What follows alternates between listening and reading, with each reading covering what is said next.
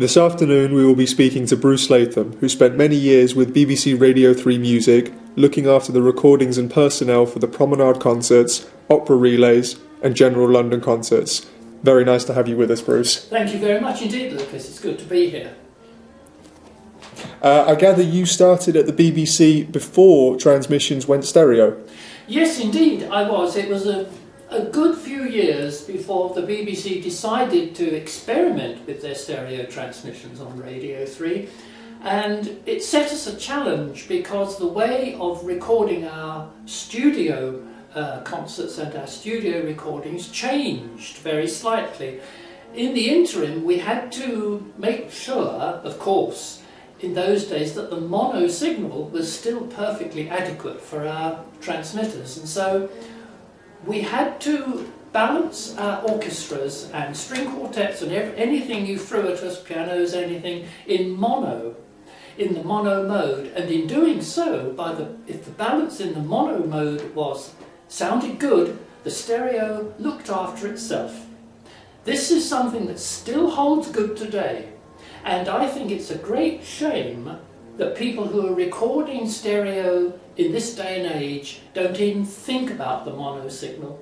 And I've heard some horrendous recordings that they say is stereo. They say, yes, this is stereo, but if you press a mono button or they put the signal into mono, it sounds absolutely terrible. Now, this is interesting because the BBC went stereo quite a few years after the first stereo LPs and the stereo vinyl came out on the market. Decca, EMI and RCA, all those major companies, Philips as well, they started recording way back in the late 50s, late 50s, and in those days, in the early 60s, there was a mass of stereo recordings available on the market. Now, way back in those days, stereo was not everybody's cup of tea because people were a little bit suspect of this new venture. They had mono, they were happy with the mono, they didn't have a record changer to actually play stereo, so they bought the record in mono where there were stereo recordings. And sometimes the stereo recordings today can fetch quite a high premium on the second-hand market. Mm-hmm. So I have a few examples here from some of the labels that were around in the late 50s, early 60s, and even today on the second-hand market they can be quite collectible. I can start very quickly with Decca because Decca is one of the biggest labels around in those days, and in those days records used to look a bit like that. These are the top price records. They were 42 shillings, these SXLs. Wow. in the days of yore, 42 bob. And these days I shan't even begin to tell you how much some of these labels can attract. Now, Decca, in their ultimate wisdom, they had contracts with conductors and orchestras, and of course Ernst Ansermet was one of the top names in the day that recorded for Decca, and ultimately with the Suisse Romande Orchestra. Now, some of these recordings are still very collectible today, and they can fetch high prices. Apart from Decca, what other recording companies were significant in those days, Bruce? Well now, the main rival was of course EMI, or rather Columbia and HMV as they were known in those days. And here we get on to a particular gentleman. We were talking about mono against stereo earlier, and here we are involved with dear Mr. Walter Legge, who, being the husband of Elizabeth Schwarzkopf, always maintained that the mono recordings of some of the early stereos sounded better than the stereo partner. And here we have an example of this, the Otto Klemperer Beethoven series. Now, Walter Legge he did all these, he overseed, no that's not very good, he oversaw, get the grammar right Bruce, he oversaw all Klemper's recordings, as indeed he did most of the Callas recordings of the operas. And it has always been maintained that Waterleg preferred the mono sound to the stereo equivalent. And in one of the Elizabeth Schwarzkopf biographies, this is mentioned, particularly the Rosenkavalier that they recorded in, I think, about 1958, well before the BBC went stereo, that he preferred the sound. He said it was warmer, the string tone was better, and generally overall he didn't mind whether the sound came out of one speaker or two speakers. Now, if we think about that one for today, where are we today? We've got stereo, we've got 5.1 surround, we've got 7.1 surround, we've got DTS surround. How many more surrounds do we need?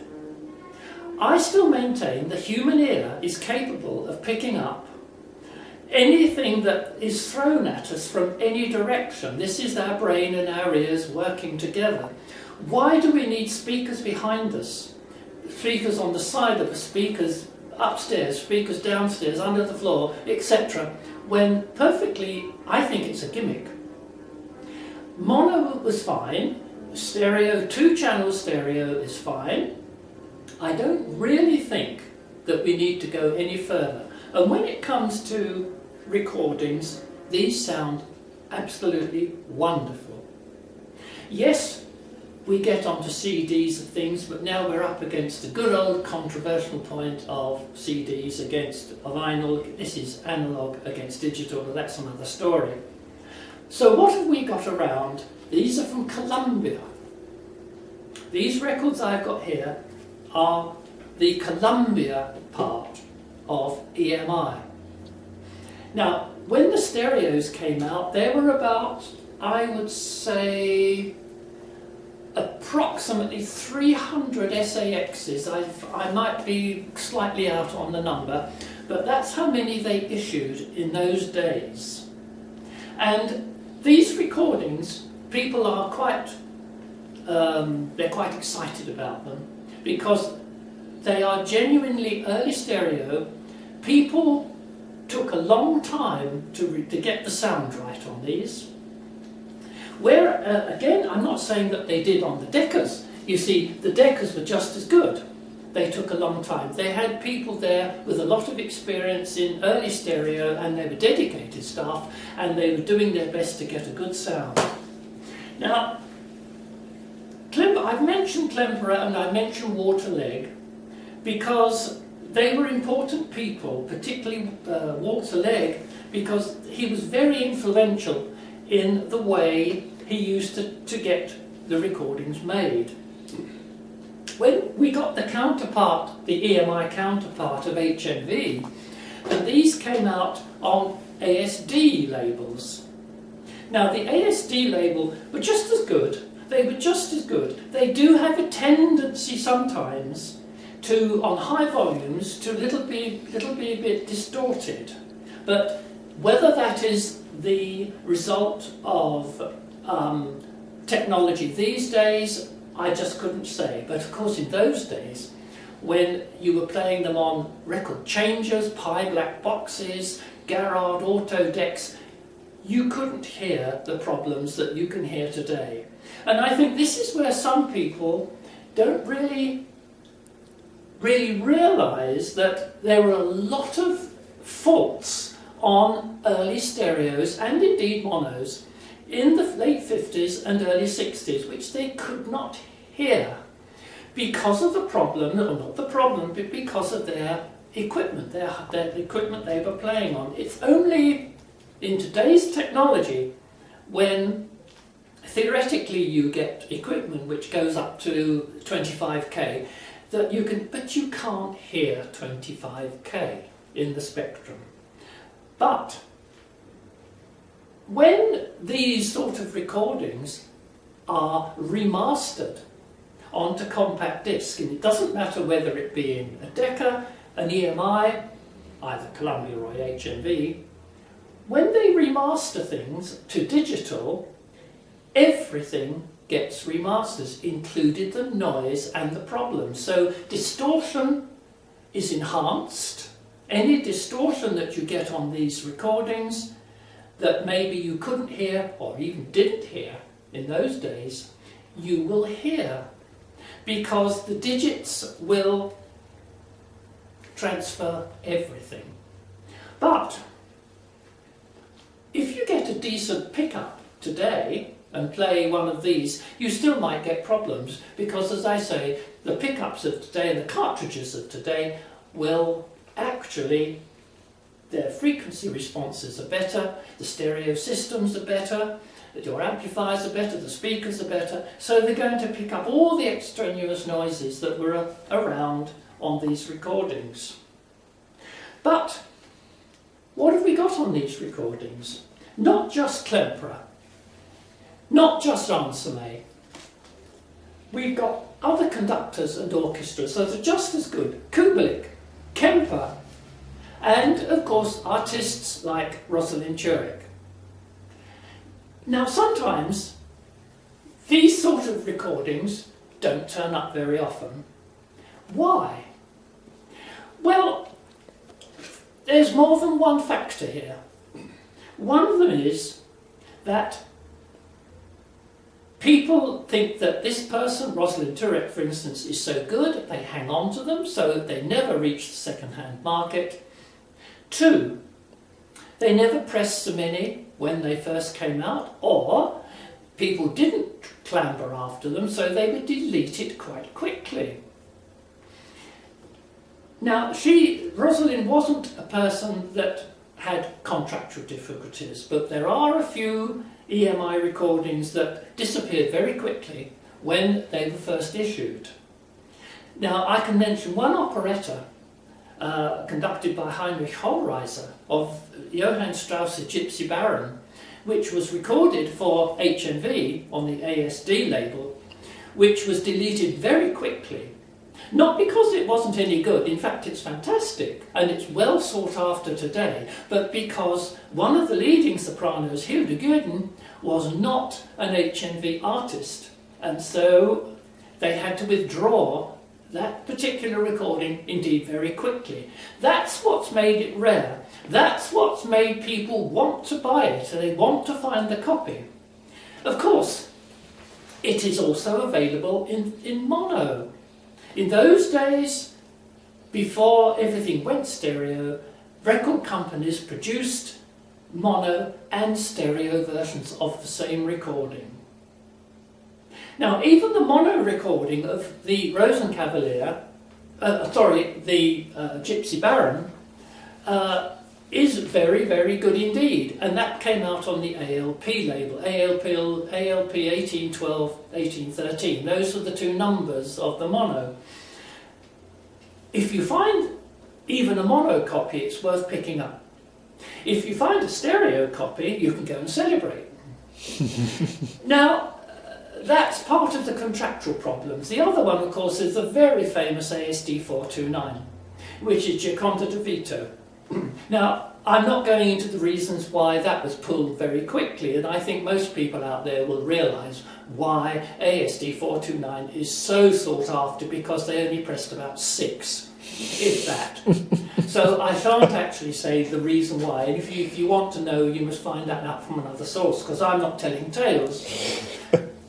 So we've got the main labels. We've got Decca, we've got EMI, and of course under EMI came Mercury. Now Mercury, of course, were a law unto themselves. They came under the HMV umbrella, EMI if you like, in those days. They used to come over to England, they recorded in Watford, Walthamstow town halls, and they bought their own van, they bought their own sound people, and they did wonderful recordings because they only used basically one microphone. Their recordings, you might think, oh dear, they can't be any good. But they are, you know. If you pick up a Mercury recording, albeit whether it's an original UK pressing on the AMS label, or you may find one on the American equivalent, which is SR, then I think you'll be surprised at actually what you'll hear. Now, alongside EMI and Decca, there was also Philips, of course, there was also RCA. Now, RCA, over in this country, in those days, they were under the umbrella of Decca. And most of the RCAs in those days were issued by Decca. So we've got a selection here. Again, you've got some good people. You've got Shearing, and you've got Monteur, and you've got Charles Munch and people like that. Now, a lot of the time, people didn't like RCA recordings. Why? It's because, and I think you'll notice this if you hear them today, they tended to be rather strident. And this is because they were originally recorded for the American market.